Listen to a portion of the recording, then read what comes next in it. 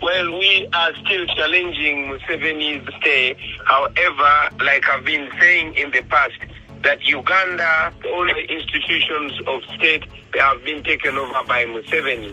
The courts of law are not independent.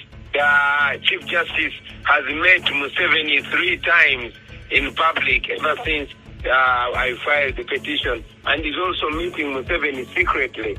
So we cannot be judged by the same person that is not independent. They are one-sided and they are biased. They are clearly working for Museveni. They are not following the law. What proof do you have that the Chief Justice is meeting with the President secretly? It is public knowledge. Just yesterday, the judiciary came up with a statement admitting that they've been meeting President Museveni. They met him 3 times. Last week, you also demanded at least 3 judges recuse themselves from hearing the case. Was it on the same grounds? Yes, it was on the same grounds that I insisted that they recuse themselves. The Chief Justice was Museveni's lawyer in the previous presidential elections, petition, and the Chief Justice has been meeting President Museveni. And he has even made statements that are prejudicial, because he has made statements asking Museveni to do certain things next year in the capacity of president, as if suggesting that he is sure Museveni will be president. And therefore we don't trust them, and we do not expect justice from them, but they refuse to recuse themselves. So we could not give them the legitimacy of determining our fate when they have a side already. So in not trusting the judiciary, in claiming and speaking about what you see as a clear bias, how exactly will you still challenge President Museveni's 6th term if you're not doing it in the courts? We are taking the matter to the court of the people, because at the end of the day, the people of Uganda will have the last word in the matters concerning Uganda.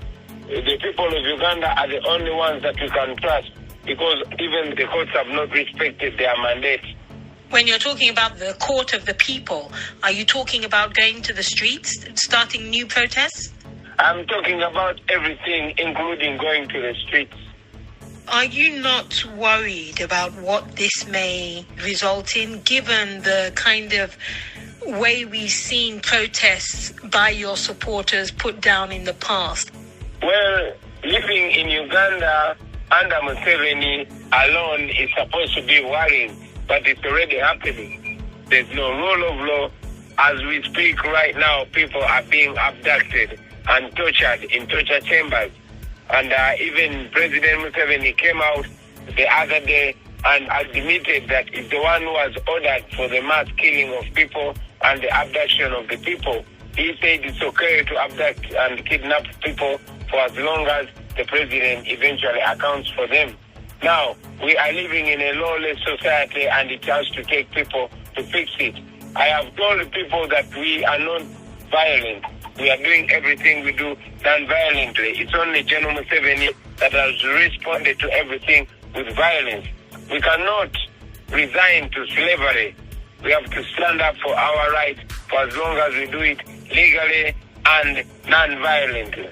When you see the way you have not been allowed, you and your party, to protest and express yourself in such a way, how does this make you feel right now, that you now have to rely just on those who are in Parliament, those MPs who many of them don't even have political experience? How do you feel about that? I will tell you that the struggle for freedom and democracy in Uganda has not started with me. It has been alive and well. I am only one of the many young people that were inspired by those that came before me.